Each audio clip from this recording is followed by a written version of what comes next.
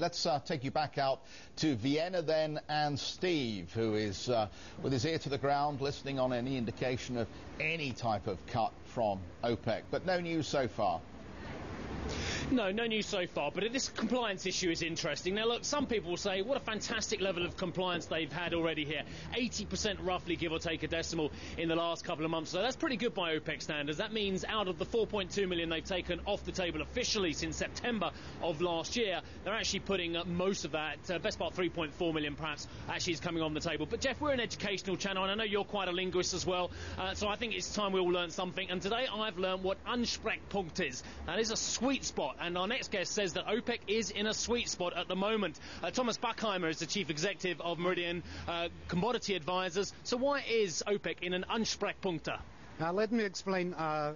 Since I'm regarding OPEC for 10 years, they have the best situation ever, because China started this year in the first quarter to debase their foreign and US dollar assets. So, for example, the first quarter in 2008, they accepted 150 billions in US bonds. This year, only 7 millions. They are doing bilateral contracts with their trading partners, and they are, of course, getting into energy, and so they trigger the point, and energy got then some momentum in, and that's good for the OPEC because they don't have to cut. They know they have rising prices, despite the stockpiles and despite the record highs of stockings, and so they still can uncut production, maintaining under production, and have spare capacity to bail out future supply disruptions. Yeah, they've got another 6 million barrels in the bag, or so we believe. But what about the relationship between oil and the dollar? You think this is crucial?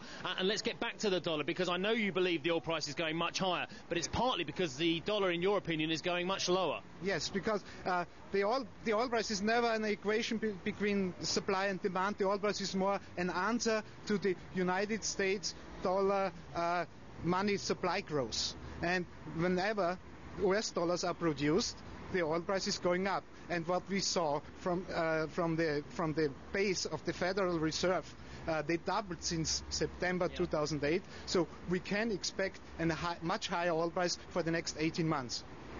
Where is the oil price going then? I know previously you've talked about three figures. Whereabouts? I think what was going on in the last 6 months would deserve an oil price in the old record highs and even higher. I would think within the next 2 years, 200 to 250 US dollars, because of the money supply growth only.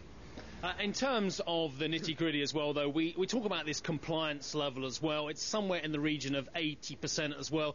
Do you think OPEC as a cartel is still functioning properly? There's still concerns that the OPEC presidency held by Angola, plus Iran, plus the likes of Venezuela, they're just ignoring the official kind of levels they should be producing at.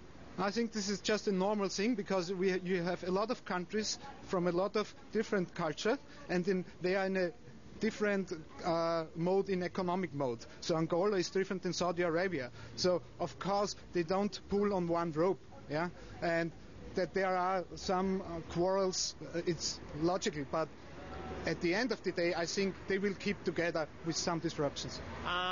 OPEC is making very brave noises about a recovery in demand in the third and fourth quarters, especially the Saudis leading the clarion call there. But in reality, who has driven oil prices up from $32.50 that we saw in February to the current levels around $63 a barrel? Is it the speculators? I don't think so. I think the Chinese started to buy in February when they were changing US dollar into commodities. They got the first momentum in, and then other traders, speculators jumped on the boat. And now we have a really severe upside trend, and I can tell you I feel it because my short triggers on my trading system don't work anymore for days and weeks. Oh, well, thank you for being so candid. Always a pleasure seeing you, Thomas. Thomas Bachheimer of Meridian Commodity Advisors. And Jeff, Ansprechpunkt. If only you could find it with your golf clubs, eh? Indeed, I'll take your word on it. We've got to let you go, but we'll catch up soon, all right?